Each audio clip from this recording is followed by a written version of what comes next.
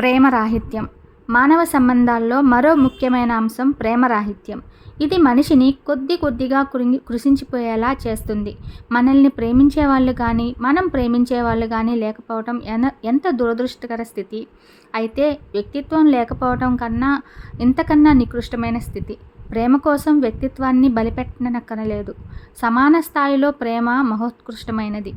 ఆర్థికంగా, మానసికంగా మీ మీద ఆధారపడుతున్న భర్త లేక భార్య, పిల్లలు కాకుండా మీరు ఇంకెవరినైనా ఇంప్రెస్ చేయగలుగుతున్నారా? ఆలోచించి చూడండి. ఒక వేదాంతి కానీ, మత గురువు కానీ, ఆర్థిక శాస్త్రవేత్త కానీ, కళాకారుడు కానీ ఉపన్యాసం ఇస్తుంటే అది వినడానికి ఎంతోమంది ప్రయాణం చేసి మరీ వెళ్తారు. దానికోసం సమయాన్ని కేటాయిస్తారు. మరి కొందరి కంపెనీ అమితంగా కోరుకుంటాం. ఆ విధంగా వారు మనల్ని తమ మీద కొద్దిగానైనా ఆధారపడేలా చేసుకున్నారంటే దానికి కారణం వారి విద్వత్తు, ప్రాపంచిక పరిజ్ఞానం, తమ రంగంలో వారికున్న ప్రవేశం. ఇవన్నీ వారి పట్ల మనకి ఇష్టాన్ని, గౌరవాన్ని కలగచేస్తాయి. మనం కూడా వారిలా అవ్వాలంటే ఎంతో కృషి చేయాలి. అప్పుడు ఇతరులు మనమేం చెప్తామా అని ఎదురు చూస్తూ ఉంటారు. మన కంపెనీని కోరుకుంటారు. మనమంటే ఇష్టం చూపిస్తారు. కేవలం మోసపూరిత మాటలతో, ఆర్థిక సంబంధమైన బంధంతో మన మీద ఆధారపడేలా చేసుకోకుండా మనకున్న మాట చాతుర్యంతో, చిరునవ్వుతో, మంచితనంతో, సహాయపడే గుణంతో, విద్వత్తుతో ఆధారపడేలా చేసుకోవటం అసలైన విజయం. నీ స్నేహితులు నిన్నెక్కువ కాలం గుర్తుంచుకోవాలంటే వారి దగ్గర నుంచి అప్పు తీసుకొని వదిలేయి అని ఒక జోక్ ఉంది. కానీ దాన్ని కొద్దిగా మారిస్తే గొప్ప జీవిత సూత్రం అవుతుంది. నీ స్నేహితులు నిన్ను కలకాలం గుర్తుంచుకోవాలనుకుంటే వారికి అప్పు ఇవ్వు. ఆ అప్పు ప్రేమ, దయ, క్షమ, నమ్మకం, విశ్వాసం. పరిచయమైన కొత్తలోనే చాలామంది తమ గురించి చెప్పుకుంటూ ఉంటారు. తమ బాధలు, అనారోగ్యం, మానసిక సమస్యలు, తమని అవతలి వారు మోసం చేసిన విధానం ఇవన్నీ ఒక చిట్టాలా ఏకరువు పెడుతూ ఉంటారు. మొదటి పరిచయంలోనే నేనింత బలహీనంగా ఉన్నాను, నాకు చేయూత కావాలని చెప్పుకోవటం ఎదుటివారి దృష్టిలో మన స్థాయి దిగజారుస్తుంది. అలా చెప్పుకోవడం వల్ల మనకొచ్చే లాభం ఏమీ లేదన్న సత్యాన్ని గ్రహించి వీలైనంత త్వరగా ఈ బలహీనతని అధిగమించాలి. జీవితంలో నిరంతర ఓటమి, ఏదీ సాధించలేకపోయానన్న అసంతృప్తి, మరి కొందరిని మీరుతో మాట్లాడితే చాలు మన మూడ్ పాడవుతుంది, కాస్త కుదిపితే చాలు భర్త పెట్టే బాధలు, భార్య వల్ల సుఖం లేకపోవడం, కోర్టు కేసు, అనారోగ్యం, తరచూ వచ్చే మైగ్రేన్, ఇలా ఏదో ఒక సమస్యతో వారు ఎప్పుడూ బాధపడుతూనే ఉంటారు. పరిష్కారం లేని మన అసంతృప్తుల్ని అవతలి వాళ్ళకి చెప్పుకోవడం ద్వారా మనం అన్టచబుల్గా మిగిలిపోతామే తప్ప సాధించగలిగేదేమీ ఉండదు. అఫ్కోర్స్ ఖాళీగా కూర్చొని ఉచితంగా సలహాలిచ్చే వారికి ఇది బాగానే ఉంటుంది. నా సమస్యకి పరిష్కారం చెప్పు అని ఎవరైనా అడగగానే మనకు తోచిన రీతిలో మనకి మనం గొప్పతనాన్ని ఆపాదించుకొని ఒక పరిష్కారాన్ని విసిరేస్తాం. ఇది వంకాయల చెక్కు తీసినంత నిరర్ధకం. ఈ ప్రపంచంలో ఏ సమస్యకి ఖచ్చితమైన పరిష్కారాలు లేవు. పరిష్కరించుకోవాల్సిన విధానం ఆ వ్యక్తి మనస్తత్వంపై, అతను తీసుకోవాల్సిన రిస్క్స్పై ఆధారపడి ఉంటుంది. మనం చేయగలిగేది ఒకటే, మన అనుభవం పునాదిగా సమస్యని విశ్లేషించి ఇదిగో ఈ విధంగా ప్రవర్తిస్తే ఫలానా లాభాలు, ఫలానా నష్టాలు ఉన్నాయి అని వేర్వేరు పద్ధతులు మాత్రమే మనం అవతల వారికి సూచించగలం. కానీ ఒక్క విషయం, సలహా కోసం వచ్చినవాడు ఎవడూ మనను పూర్తిగా నమ్మడు. 80% కేసుల్లో మీరు అనుకున్నది, అవతలి వ్యక్తి అనుకున్నది ఒకటైనప్పుడు మాత్రమే మీ సలహా ఆచరిస్తాడు. అది గుర్తుంచుకోండి. మనం ఇంకొకరి మీద ఆధారపడడం ఎంత నిరర్ధకమో, మన మీద ఆధారపడి బాధలు చెప్పుకునే వారిని నమ్మటం కూడా అంతే వృధా. కేవలం వారి బాధలు వింటున్నాం కాబట్టి మనకి చెప్పుకుంటున్నారే తప్ప మనం వినకపోతే మరొకరితో చెప్పుకుంటారు. ఇదంతా మన గొప్పతనం కానీ, వారికి మన విద్వత్తుపై ఉన్న నమ్మకం కానీ కాదు. అలా అనుకోవటం మన తెలివి తక్కువతనం. సమస్య ఉన్న వారికి కావాల్సింది ఓదార్పు, కాసింత ధైర్యం, సమస్యని ఎలా పరిష్కరించుకోవాలో తెలియచెప్పే ఒక మంచి సలహా. ఈ 3 ఎవరికైనా ఇవ్వవచ్చు. అంతవరకు ఎందుకు? మనము దేవుడినే నమ్మం. పరీక్ష పాస్ అయితే తిరుపతి వచ్చి గుండు గీయించుకుంటామని మొక్కుకుంటామే తప్ప నువ్వు నన్ను పాస్ చేయించగల సమర్థుడివన్న నమ్మకంతో పరీక్షకు ముందే గుండు గీయించుకున్నాను అని మొక్కుకోము కదా. జీవితంలో పైకి వచ్చిన వారంతా ఏదో ఒక స్టేజ్లో ప్రేమరాహిత్యంతో బాధపడిన వాళ్ళే అయినా వారు ఎవరి మీద ఆధారపడలేదు. రాత్రికి రాత్రే విజయ శిఖరాలను అధిరోహించనూ లేదు. తమ ప్రేమదాహాన్ని ఏకాంతంగా మార్చుకున్నారు. భార్యాబిడ్డలతో సహా ప్రపంచమంతా నిద్రపోతున్నప్పుడు తాము మాత్రమే మేలుకొని ఒక్కొక్క అడుగు వేస్తూ శిఖరాన్ని అధిరోహించారు. ఎప్పుడైతే ఈ ఆత్మవిశ్వాసం మనలో మొదలైందో అప్పుడు మనం డిపెండెన్సీ నుంచి ఇండిపెండెన్సీ స్టేజ్కి వెళ్ళి అక్కడ నుంచి ఇంటర్డిపెండెన్సీ గమ్యానికి చేరుకుంటాం. నేను రాసిన అనైతికం అన్న నవల ఒక యథార్థ గాథ. ఒక ఆమె కౌన్సిలింగ్కు వచ్చింది.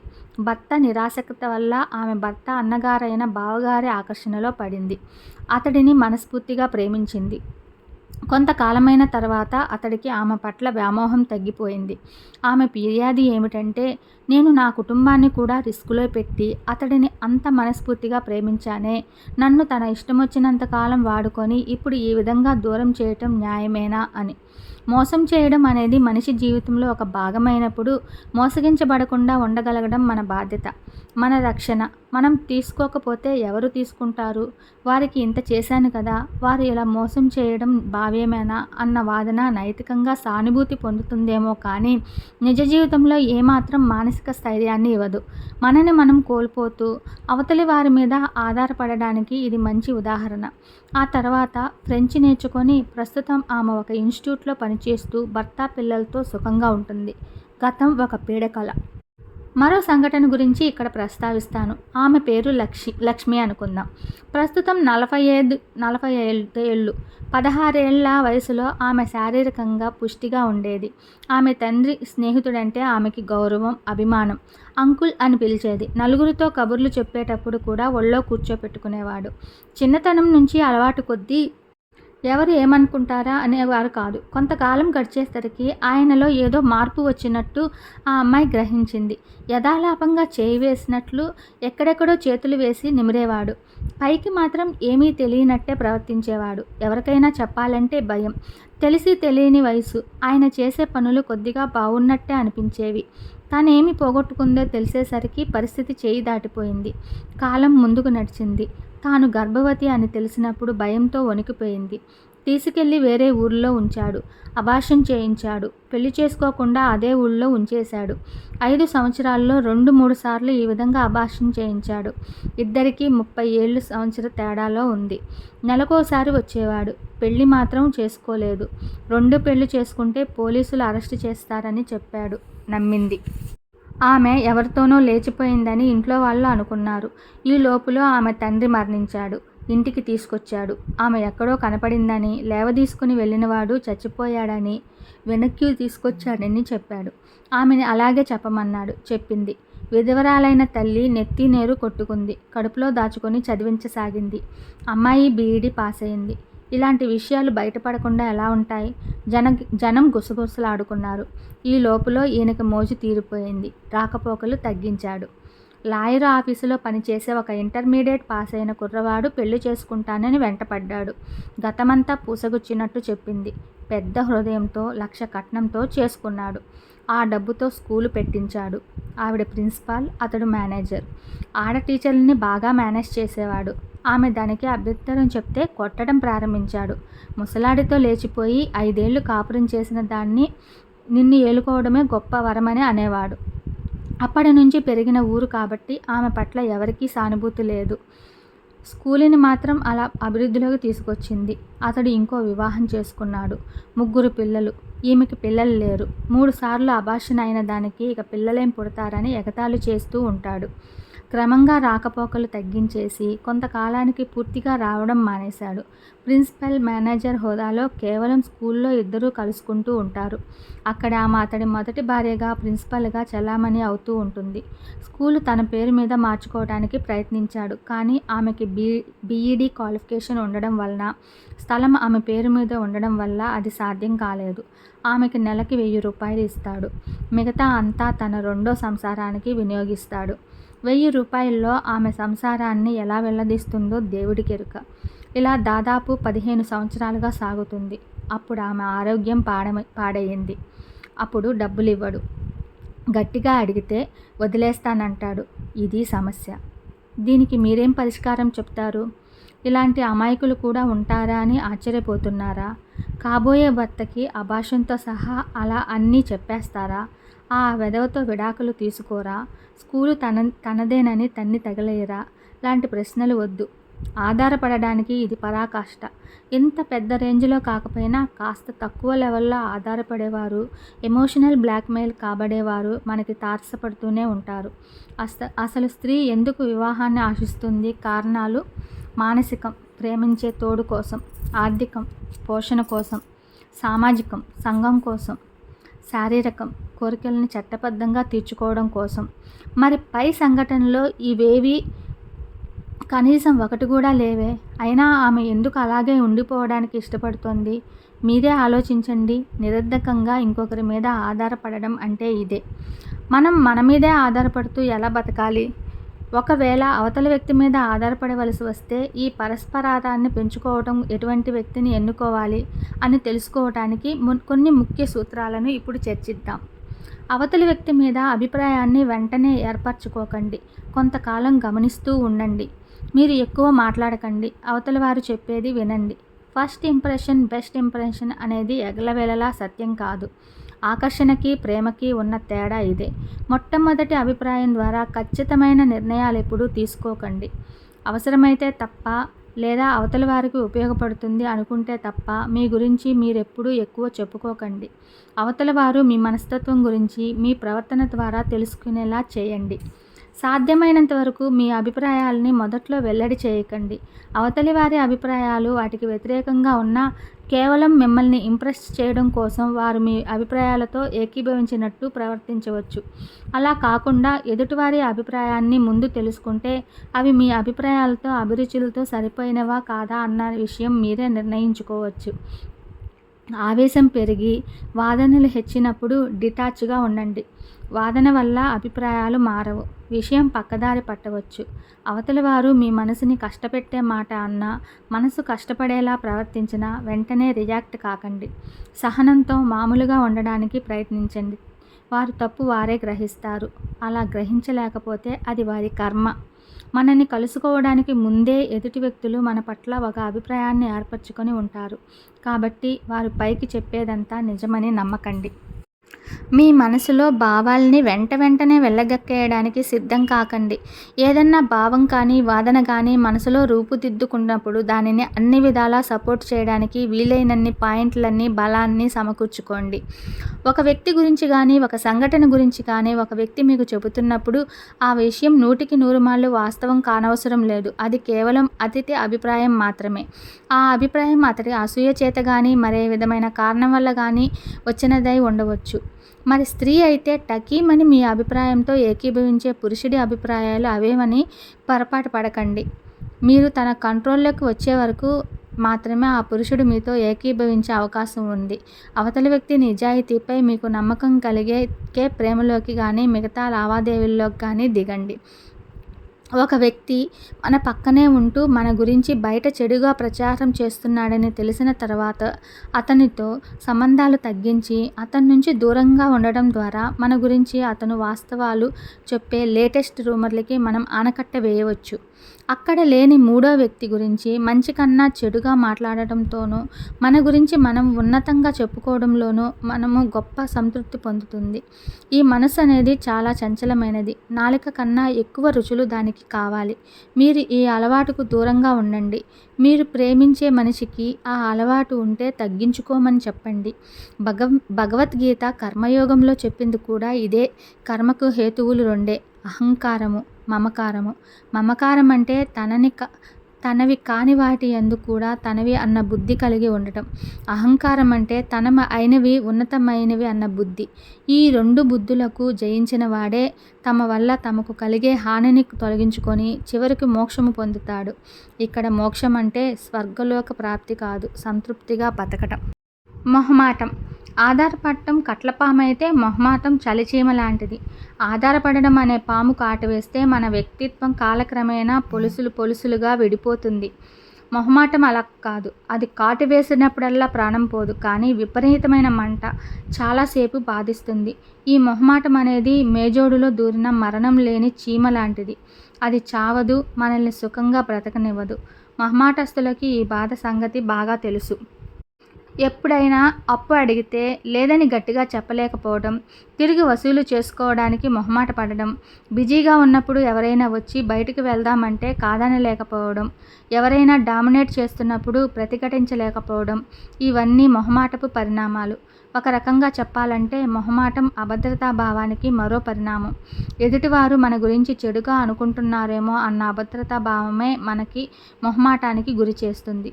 అందరి చేత మంచి అనిపించుకోవడం కోసం ఈ ప్రపంచంలో అసాధ్యం అనే చిన్న సూత్రాన్ని మర్చిపోవడం వల్ల వచ్చే జబ్బు ఇది.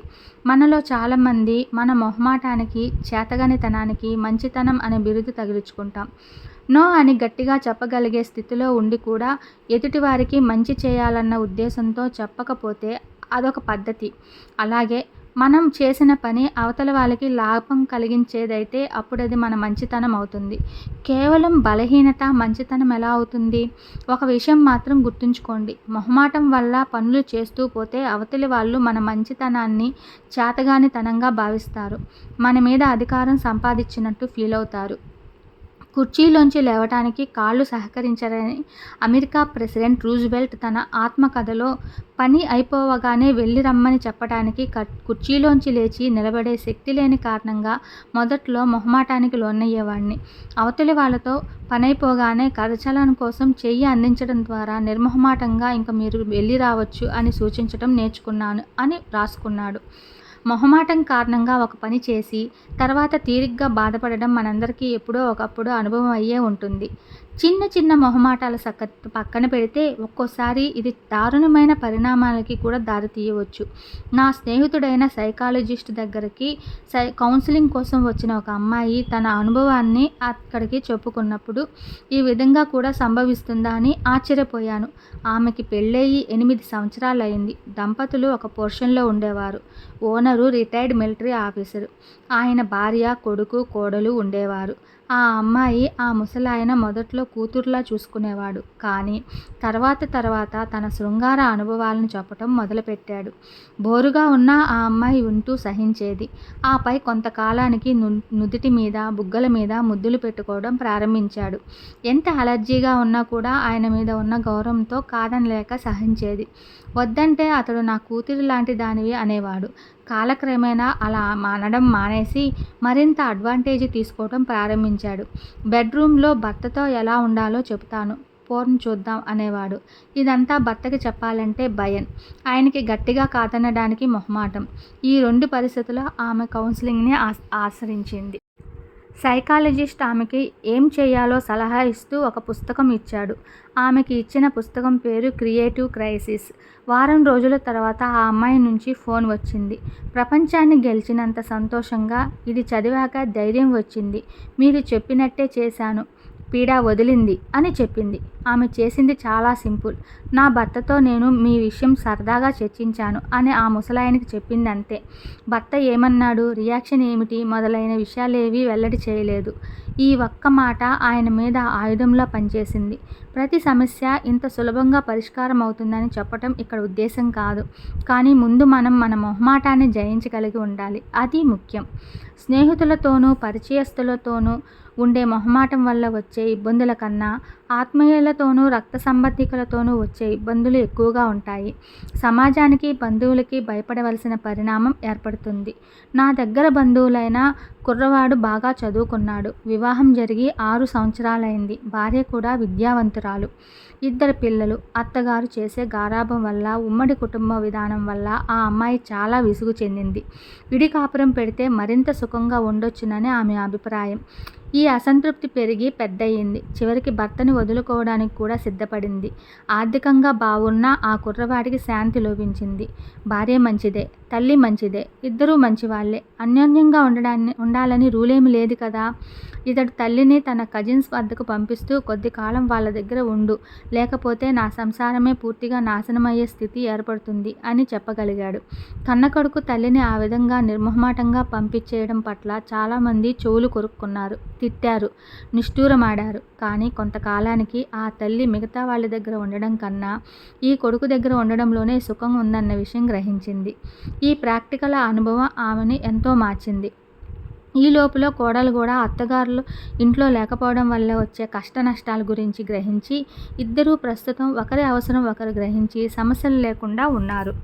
మొహమాటం అనేది క్రమేణా గారాబంగా కూడా మారుతుంది. అంటే నమ్మబుద్ధి కాదు.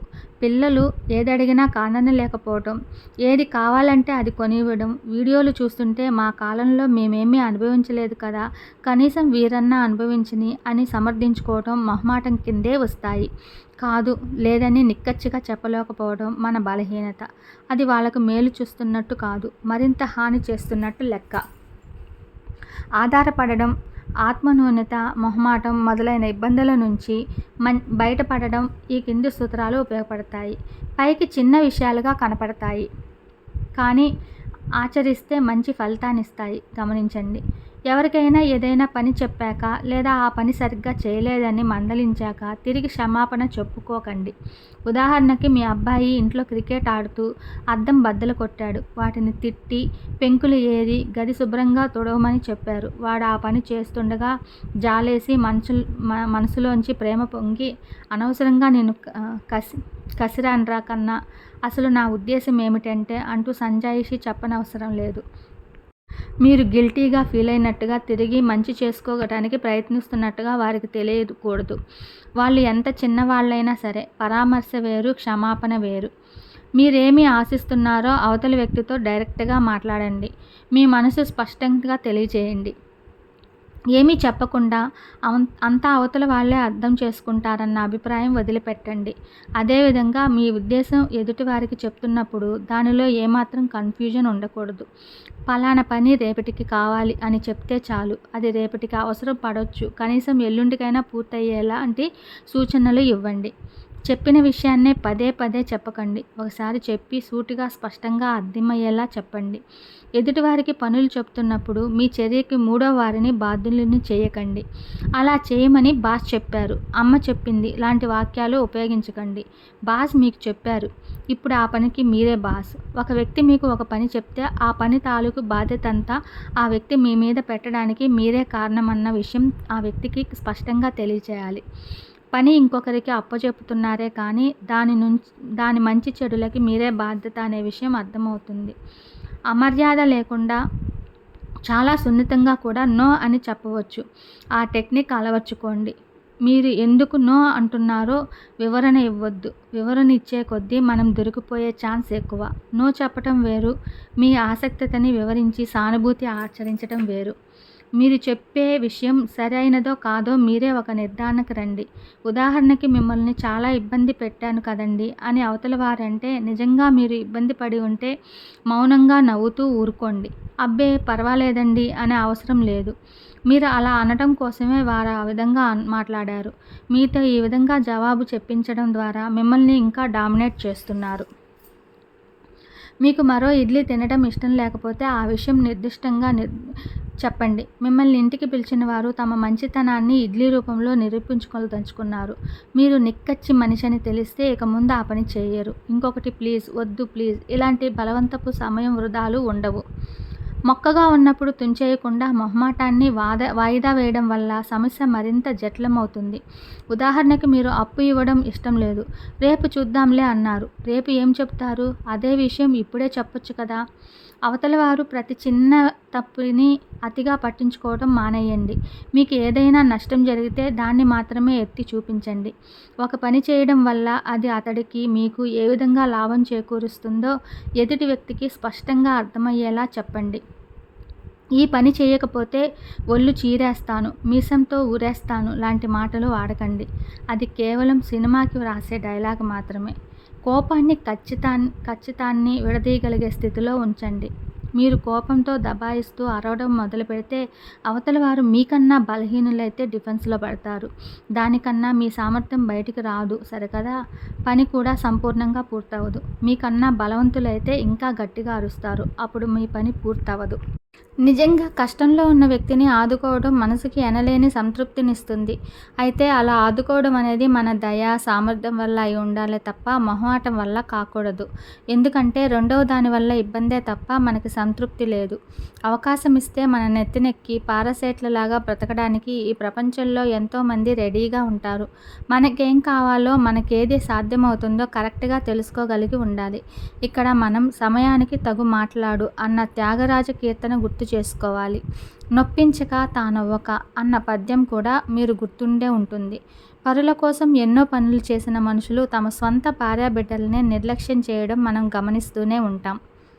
శాడిజం, అసూయ, కసి మానవ సంబంధాల్ని పాడు చేసే అత్యంత భయంకరమైన ప్రక్రియ శాడిజం. శాడిజం అంటే సూదులతో గుచ్చి, అట్లకాడతో వాతలు పెట్టడమే కాదు, చిన్న చిన్న విషయాలు కూడా మనిషిలో అంతర్లీనమై ఉన్న శాడిజాన్ని ప్రతిబింబిస్తూ ఉంటాయి. ఈ శాడిజం అనేది 2 రకాలుగా వస్తుంది. అసూయ వల్ల, 2 కసి వల్ల. కట్నం ఇవ్వలేదనో, ఆమె వల్ల తన జీవితం సవ్యంగా జరగటం లేదనో కలిగే ఫ్రస్ట్రేషన్ వల్ల భర్త భార్యని హింసిస్తాడు. తాను అనుభవించని ఆనందాలు కోడలు అనుభవిస్తుందని అత్తగారును ఆమె బాధించవచ్చు. ఇదంతా కసి వల్ల వచ్చే శాడిజం. ఇలా కాకుండా అవతల వ్యక్తి యొక్క ఉన్నతిని చూడలేక అసూయ వల్ల కూడా మనిషి శాడిస్ట్‌గా మారవచ్చు. ఇలాంటి శాడిజానికి గొప్ప ఉదాహరణ పేకాట. పేకాటలో ఒక వ్యక్తి డబ్బు బాగా సంపాదిస్తున్నప్పుడు మరొక వ్యక్తి తను డ్రాప్ చేసి అతని ఆట చూస్తూ ఉంటాడు. మనసులో మాత్రం ఇంకెవరైనా షో చూపించి ఈ వ్యక్తిని కౌంట్ ఇస్తే బాగుంటుందని కోరుకుంటూ ఉంటాడు. ఇదంతా అసూయ వల్ల కలిగే శాడిజం. ఒక స్త్రీ విధవరాలైతే మిగతా విధవరాండ్రులు తమ గుంపులో ఆమె కూడా చేరుతున్నందుకు ఆనందంగా ఆమెని సెలబ్రేట్ చేయడం కూడా శాడిజం కిందకే వస్తుంది. ఇప్పుడు తగ్గింది కానీ కొన్ని దశాబ్దాల క్రితం స్త్రీని విధవరాల్ని చేయడం ఒక పెద్ద తతంగం, శాడిజం యొక్క భయంకర పరిణామం. అప్పటి వరకు అగ్రస్థానంలో ఉన్న ఒక రచయిత్రి కన్నా నాకు ఎక్కువ రాయల్టీ ఇవ్వడం కోసం ఒక పత్రిక ముందుకు రాగానే ఆ విషయం ఆ రచయిత్రికి తెలియపరచడానికి నేను పడిన తాపత్రయం కూడా శాడిజం కిందే వస్తుంది. దాదాపు 15 సంవత్సరాల క్రితం జరిగింది ఇది. నిజానికి ఆమెను నేను అధిగమించానన్న విషయం ఆమెకు తెలియజేయవలసిన అవసరం ఏమాత్రం లేదు. అలా తెలియజేయడం కోసం నేను ప్రవర్తించిన విధానం ఎంత ప్రమోషనలో, జెలసీనో అనుకున్న ఒక రకంగా శాడిజమే. ప్రతి మనిషిలోనూ జాలి, దయతో పాటు కాస్తో కూస్తో కసి, అసూయ ఉంటాయి. వీటిని అధిగమించాలంటే మనం ఋషులవ్వాలి. అది అసాధ్యం. కానీ వీలైనంత వరకు వీటిని తగ్గించుకోవటం కష్టం కాదు. కొందరు వ్యక్తులు అవతల వారితో సంభాషిస్తున్నప్పుడు మీ గురించి ఫలానా వ్యక్తి ఫలానా విధానంగా కామెంట్ చేశారు అని చెప్తూ ఉంటారు. ఇలా చెప్పడం ద్వారా వారు సాధించింది ఏమీ లేదు. మీ గురించి మూడో వ్యక్తి ఇంత చెడ్డగా చెప్పాడని చెప్పడం వల్ల నేను నీ వైపు ఉన్నాను అన్న భావనని కలగజేయడం ఆ వ్యక్తి ఉద్దేశమైతే అయి ఉండొచ్చు. కానీ అదే వినే వ్యక్తికి నిశ్చయంగా బాధ కలిగిస్తుంది. ఒక కుర్రవాడికి ఒక నటుడంటే చాలా అభిమానం. ఆ తర్వాత ఆ కుర్రవాడికి పెళ్ళయింది. అతడికి ఆ భార్యకి అదే నటుడంటే కొన్ని వేల రెట్ల అభిమానం ఉంటుందని తెలియగానే ఆ కుర్రవాడు ఆ నటుడి పట్ల ద్వేషం పెంచుకున్నాడు. ఆ అమ్మాయి డైరీలోనూ పుస్తకాలలోనూ ఉన్న ఆ నటుడి ఫోటోలన్నీ చింపేశాడు. అతడి కసి చల్లారలేదు. ఆ నటుడికి ఎలాంటి వ్యసనాలున్నాయో, అతడు ఎలాంటి స్త్రీలోడో అన్నీ కళ్ళకి కట్టినట్టు ఆమెకి కథలు కథలుగా చెప్పేవాడు. కొంతకాలమైన తర్వాత అతడు ఆ నటుడి గురించి చెప్పే కథలు ఎంత అవాస్తవికంగా పరిణమించాయంటే ఏదో కేసులో ఆ నటుడు అరెస్ట్ అయ్యాడని, ఎవరో హీరోయిన్ తండ్రిని చంపేశాడని రకరకాలుగా కథలల్లి భార్యకి చెప్పేవాడు. ఇటువంటి పరిణామాలన్నిటికీ తన భార్య పట్ల అతడికున్న అభద్రతా భావం కారణం. మనం ఎప్పుడూ చూడని వ్యక్తుల గురించి, మనకేమీ తెలియని వ్యక్తుల గురించి అంతా తెలిసినట్లు మాట్లాడి వాళ్ళని కించపరచడం కూడా అసూయ వల్ల వచ్చే శాడిజమే. 13, 14, 15 అన్న నవలలో హిప్నటిస్టులు చేసే మోసాల గురించి వ్రాస్తున్నప్పుడు అందులో విషయాలని సపోర్ట్ చేస్తూ ఫ్రమ్ అడ్రస్ లేకుండా నాకొక ఉత్తరం వచ్చింది. ఒక ఆఫీసర్ గారి భార్య తన భర్తని ట్రీట్మెంట్ కోసం హిప్నటిస్టు దగ్గరికి తీసుకెళ్ళింది. అతడు గత 15 సంవత్సరాలుగా సెక్స్ అంటే ఇంట్రెస్ట్ లేదు. హిప్నటిజం ద్వారా శృంగార కోరిక రాహిత్యాన్ని నయం చేయవచ్చన్న మూర్ఖత్వాన్ని పక్కన పెడితే ఆ హిప్నటిస్ట్ ఆమెతో ట్రీట్మెంట్ కావాల్సింది ఆమె భర్తకి కాదని, 15 సంవత్సరాలుగా రొమాన్స్ లేని ఆమెకి అని చెప్పి ఆమెను కన్విన్స్ చేసి హిప్నటిక్ ట్రిక్స్ తీసుకెళ్ళి అసభ్యంగా ప్రవర్తించడం ప్రారంభించాడు.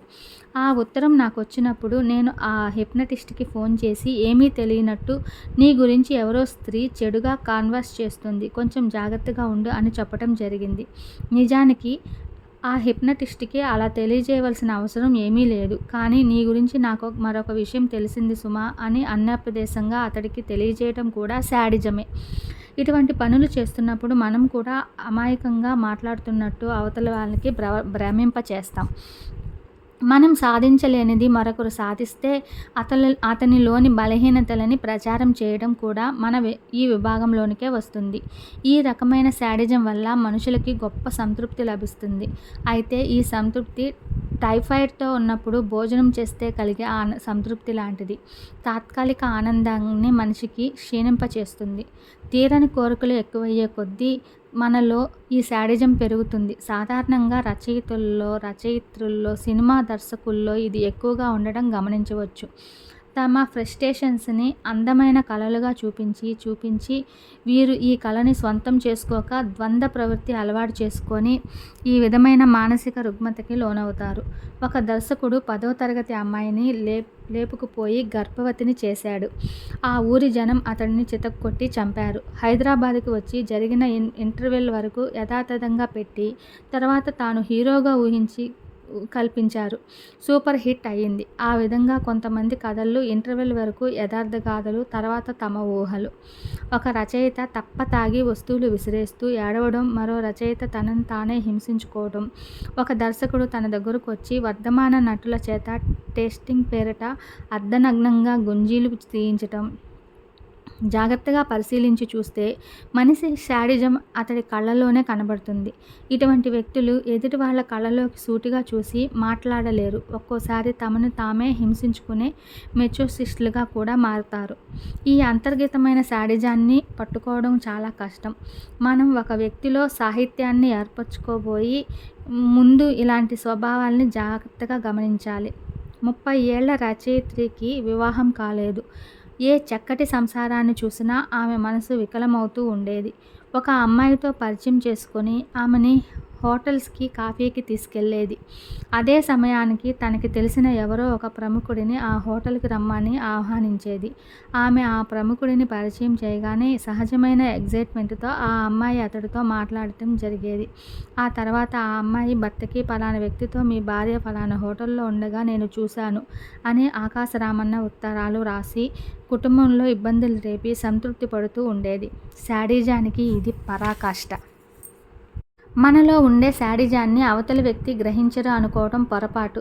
ఏమాత్రం విచక్షణా జ్ఞానం ఉన్న వ్యక్తి అయినా అవతలి వ్యక్తి మనస్తత్వాన్ని, స్వభావాన్ని గమనిస్తూనే ఉంటాడు. మనం అతడి పట్ల అసూయ చెందుతామా, నిజంగా అతడు అభివృద్ధిని కోరుకుంటున్నామా, అతడి ఉన్నతిని కాంక్షిస్తున్నామా అన్న విషయాన్ని అతడు బేరీజు వేసుకుంటూనే ఉంటాడు. నిజమైతే స్నేహితులు కూడా విచక్షణ జ్ఞానం పెద్ద పాత్ర వహిస్తూ ఉంటుంది. కాబట్టి వీలైనంత వరకు శాడిజాన్ని తగ్గించుకుంటే ఇతరులతో మన సంబంధాలు గొప్పగా ఉంటాయి.